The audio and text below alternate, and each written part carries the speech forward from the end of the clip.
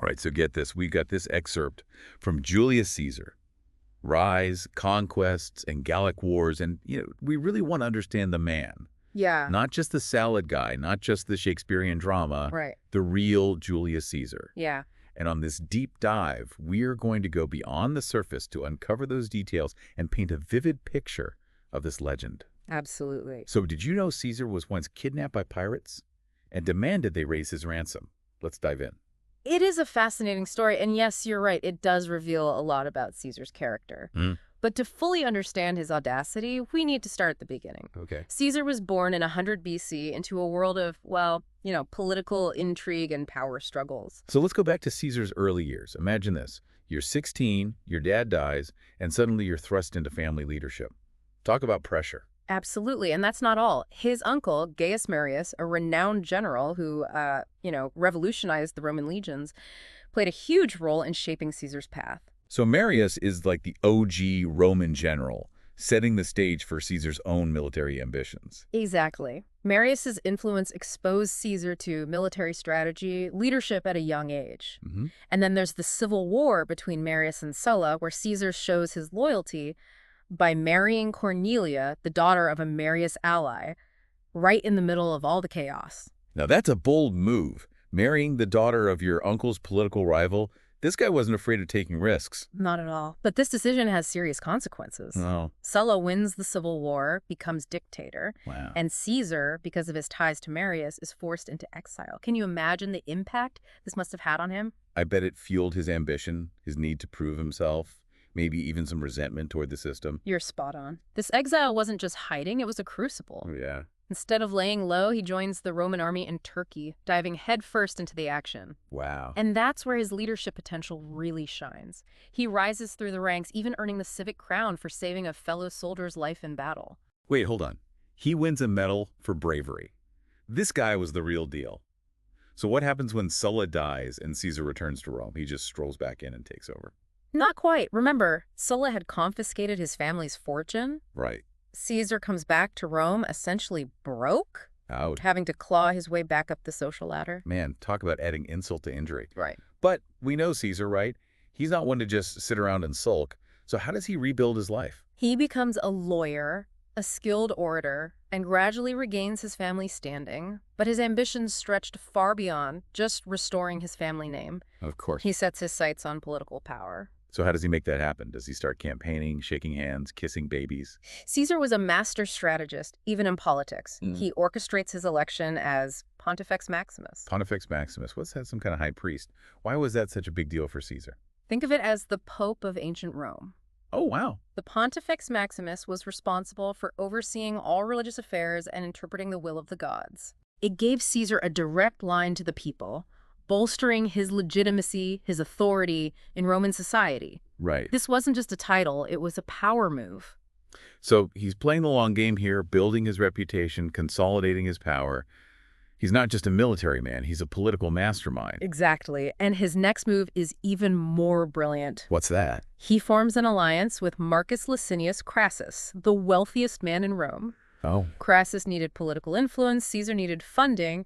Talk about a match made in Roman heaven. This is where things get really interesting. This partnership leads to the First Triumvirate with Crassus, Caesar, and, wait for it, Pompey, the renowned general. Three of the most powerful men in Rome joining forces. What could possibly go wrong? Well, you know what they say about absolute power. Yeah. But this triumvirate was a game changer. It gave Caesar access to the highest echelons of Roman politics, allowing him to truly shape the destiny of Rome. And shape it, he did. Remember those ambitions we talked about? This guy didn't just want to be a senator or a general. He wanted to conquer Gaul. That's modern-day France, Belgium, parts of Germany and Italy. The audacity of this guy. What made him think he could pull that off? It wasn't just about land grabbing. Oh. Caesar drew inspiration from figures like Alexander the Great. Envisioning a vast Roman Empire spanning across Europe, Gaul, with its strategic location and resources, was a key piece in that puzzle. So how does he go about taking over Gaul? Does he just show up with his legions and say, all right, everybody, we're Romans now? Caesar was a brilliant strategist, both militarily and politically. Okay. He combined brute force with cunning diplomacy, gradually bringing Gaul under Roman control. Got it. So not just brute force, but a bit of finesse too. But Gaul was huge. Where do we even begin to understand the scale of this undertaking? Let's start with the Battle of Bibracte in 58 BC. It was Caesar's first major victory against the Helvetii, the Celtic tribe trying to migrate through Gaul. This battle showcased Caesar's tactical genius. He managed to outmaneuver and defeat a larger force, setting the stage for his continued conquest. And from what I've heard, Caesar was a master at playing the political game in Gaul, too. Yes. He didn't just conquer with swords and shields. He knew how to manipulate the different tribes. Oh, absolutely. Keeping them from uniting against him. Absolutely. He exploited existing rivalries. Oh, smart. Turning the tribes against each other, preventing them from forming a united front. Right. This divide and conquer strategy was key to his success. It's a testament to his understanding of human nature. Yeah. He knew how to find and exploit his enemy's weaknesses. And wasn't he also dealing with the Germanic Suebi at the same time? Talk about having your hands full. That's right. The Suebi, a powerful Germanic tribe, posed a serious threat to Roman dominance in the region. Yeah. Caesar's victory against them solidified his control. Wow. And sent a clear message. Don't mess with Rome. Okay, so we've got Caesar conquering Gaul, fending off Germanic tribes, racking up victories left and right. What's next on his agenda? Does he just put his feet up and enjoy the spoils of war? Knowing Caesar, not a chance. Remember that ambition we talked about? Yeah. Well, his sights are now set on a new target. Britain. Britain. That's across the English Channel. What was he thinking? The logistics alone must have been a nightmare. His first attempt to invade Britain in 55 BC was, well, let's just say it didn't go as planned. He lost a lot of ships in a storm, underestimated the challenges, and had to retreat. But you know Caesar. I do. He doesn't give up easily. Of course not. This guy is nothing if not persistent. So he regroups, learns from his mistakes, and launches a second invasion in 54 BC. Right, exactly. And this time, as you might expect, he subdues several British tribes, further adding to his growing legend. Seriously, is there anything this guy can't do? He was certainly on a roll. But back in Gaul, a new threat was brewing. A rebellion led by a guy named Vercingetorix. Vercingetorix. Now that's a name that sends shivers down the spine of any Roman.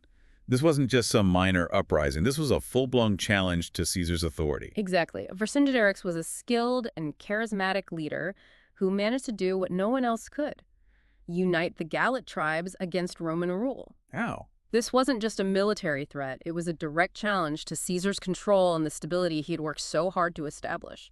So how does Caesar respond? Does he unleash the full force of his legions and crush the rebellion? Or does he try a different approach? Well, the Gallic rebellion, it was a true test of Caesar's leadership. He couldn't just rely on brute force this time. Vercingetorix was different. He wasn't just a warlord. He understood the power of unity, the importance of fighting for their homeland. He turned the tables on Caesar, using guerrilla tactics, hit-and-run raids, even scorched earth strategies. So Caesar's stuck playing defense, having to react to his enemy's moves instead of dictating the terms of engagement. That's got to be frustrating for a guy who's used to calling the shots. Exactly. But here's the thing. This is where you really see Caesar's brilliance. His ability to adapt and learn from his opponents. He realizes a direct confrontation with Vercingetorix would be a bloodbath.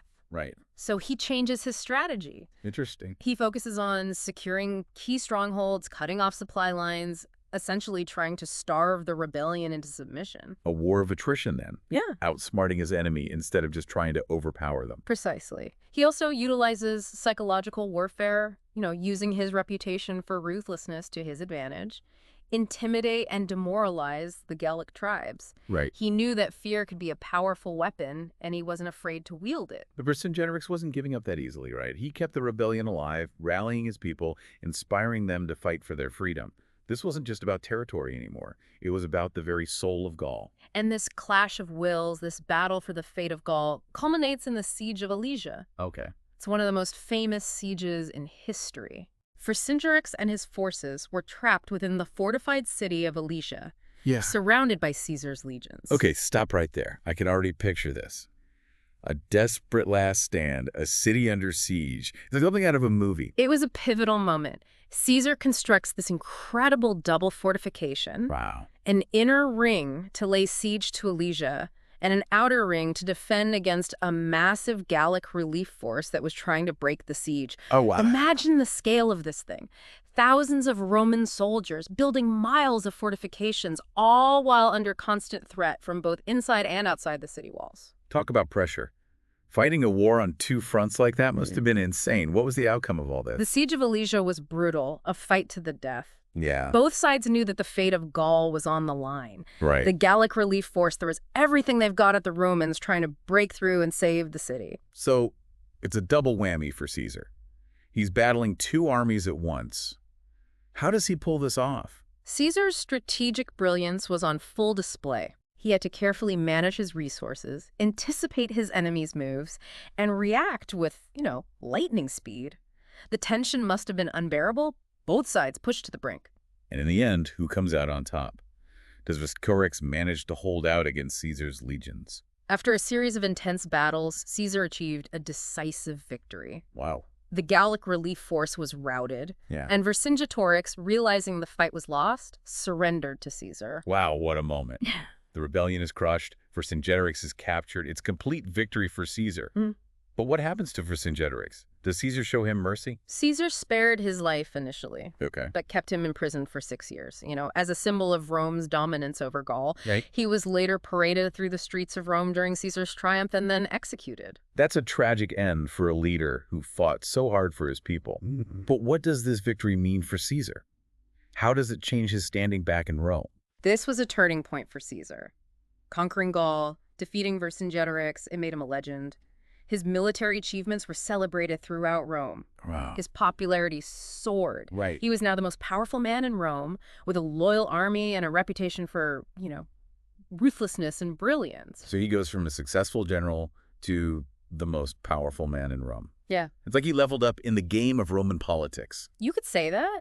And this newfound power would have major consequences for the future of Rome. Right. Caesar wasn't content with just military glory. Of course not. He craved political power, and he wasn't afraid to challenge the status quo to get it. Okay, here we go. This is where the real drama starts, right? A power vacuum in Rome, a legendary general returning from a triumphant campaign, and a brewing rivalry with Pompey. Right. It's a recipe for political intrigue and upheaval. Remember that First Triumvirate? Yeah. The alliance between Caesar, Pompey, and Crassus? Yeah. Well, that partnership was falling apart. Crassus had died in battle. And Pompey, once Caesar's ally, was now wary of his growing power and influence. Right. The stage was set for a power struggle that would determine the fate of the Roman Republic. Talk about high stakes. Mm-hmm. So what happens next? Does Caesar just march on Rome and seize control? Not so fast. The Senate, fearing Caesar's ambition and the potential threat his army posed to their authority, ordered him to disband his legions and return to Rome as a private citizen. Seriously. They wanted to strip him of his power, put him back in his place. Wow, what a slap in the face. After all Caesar had done for Rome, after all the battles he'd won, the territories he'd conquered, they wanted him to just give it all up. He must have been furious. You're right. Yep. Caesar saw this as a direct challenge to his authority, an attempt to erase everything he'd accomplished. Right. He knew that if he obeyed the Senate, his political career was over. So what does he do? Does he back down or does he fight back? On January 10th, 49 BC, Caesar and his legions crossed the Rubicon River, the boundary between Gaul and Italy. This was a declaration of war against the Roman Senate and Pompey. There was no turning back. The Rubicon. I've heard that phrase a million times, but never really understood what it meant. It's like a metaphor for making a life-changing decision, right? Exactly. Crossing the Rubicon was a point of no return. Mm-hmm. Caesar knew this would plunge Rome into civil war, Right. but he was willing to risk it all. So the game is on. Caesar is on the move, marching toward Rome. What does Pompey do? Does he stand his ground? Pompey, realizing he wasn't ready to face Caesar's veteran legions in Italy, fled to Greece with many of his supporters. It was a strategic retreat, giving him time to gather resources and build alliances in the east, while Caesar solidified his control over Italy. It's like a giant game of chess, each side making their moves, trying to outmaneuver the other. What were some of the key battles in this civil war? The Roman Civil War was a long and bloody conflict, Yeah. spanning years and multiple battlefields. Right. Caesar pursued Pompey across the Mediterranean, from Greece to Egypt, Wow. engaging in a series of battles and sieges. One of the most significant was the Battle of Pharsalus in 48 BC. Okay. This was a decisive victory for Caesar, crushing Pompey's forces and forcing him to flee to Egypt. And that's where Pompey meets his end.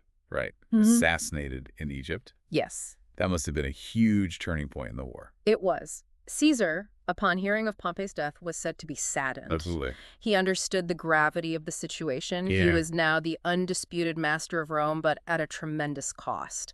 The Republic was shattered, the old order gone forever. So Caesar returns to Rome, a conquering hero, victorious in the Civil War.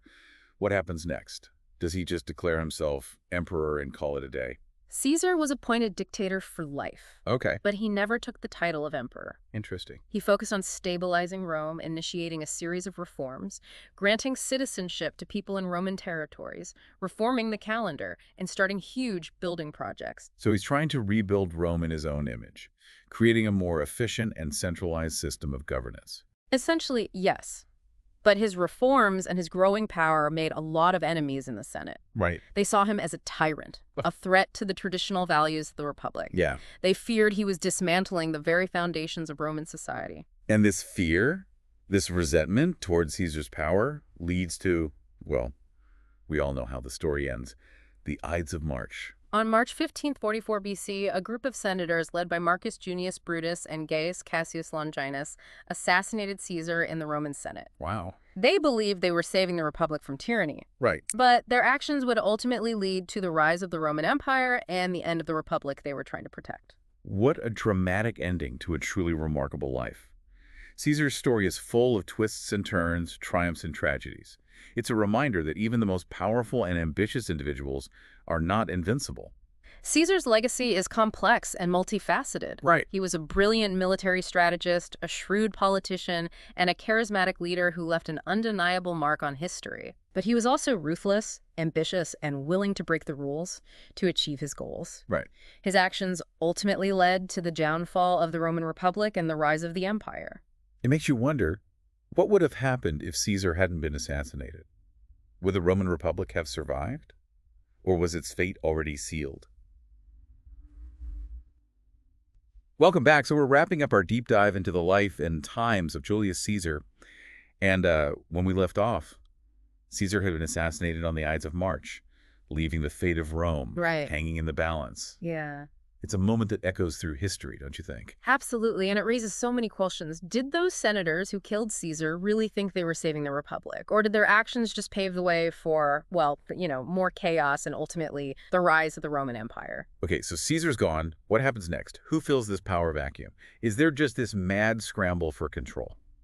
It's not quite a free-for-all, but there's definitely a struggle for power. Right. You have Mark Antony, Caesar's close friend and ally, vying for control. And then there's Octavian, Caesar's grandnephew and adopted heir, who enters the scene. Wait, Octavian, that's the guy who eventually becomes Augustus, the first Roman emperor, right? Exactly. But it's not a smooth transition. There's Yeah. a period of civil war, alliances shifting, betrayals, the whole bit.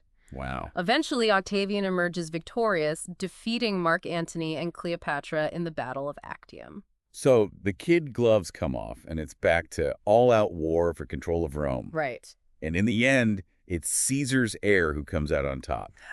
That's got to be some kind of poetic justice, right? It's certainly a testament to Caesar's legacy, the lasting impact he had, even after his death. Right. But let's go back to Caesar for a moment. Okay. We've covered his military genius, his political maneuvering, his ambition. Yeah. But what about the man himself? What kind of person was Julius Caesar? Yeah, I'm curious about that, too. Was he a ruthless tyrant, as his enemies claimed? Or was there more to him than that? The sources paint a complex picture of Caesar. Right. He was known for his charisma, his ability to inspire loyalty in his followers. Yeah. He was also a gifted writer. His accounts of the Gallic Wars are still studied today. So he wasn't just a man of action. He was intelligent and articulate as well. But he was also known for his ruthlessness, right? Remember those pirates he had crucified? Yeah, That wasn't exactly a gentle act of mercy. that's true. Caesar could be ruthless when he needed to be. Right. He understood the nature of power, the need to demonstrate strength and resolve. But he was also capable of showing clemency, of forgiving his enemies, offering them a chance to join his side. It sounds like he was a man of contradictions. capable of great cruelty and great generosity. Yeah. A true product of his times, perhaps. Perhaps. It's important to remember that we're looking at Caesar through the lens of history, filtered through the interpretations of others. It's difficult to truly know what motivated him, what drove his ambition. Right. But his story continues to fascinate us, doesn't it? Absolutely. Caesar's life is like a Shakespearean tragedy. Yeah. Full of ambition, betrayal, and ultimately his own downfall. But he left an indelible mark on history. There's no denying his impact. He expanded the Roman Republic, reformed its institutions, Yeah. laid the groundwork for the Roman Empire. His name is synonymous with power, ambition, and the enduring legacy of ancient Rome. So what's the takeaway for our listeners? What can we learn from the life and death of Julius Caesar? What are your final thoughts? I think Caesar's story is a reminder that power is a double-edged sword. Yeah. It can be used for good or for evil. It can corrupt even the most well-intentioned individuals. And ultimately, it's a fleeting thing. Right. No matter how powerful we become, we are all subject to the whims of fate. Wow, that's a powerful message. Thanks for taking us on this deep dive into the life of Julius Caesar. It's been an incredible journey, full of intrigue, battles, and political drama. I know I've learned a lot. It's been my pleasure. And for you listening, what are your thoughts on Caesar? Hero, villain, visionary, tyrant. History is full of complex figures like Caesar. It's up to each of us to grapple with their legacies and draw our own conclusions. Absolutely. Keep exploring, keep questioning, and keep diving deep.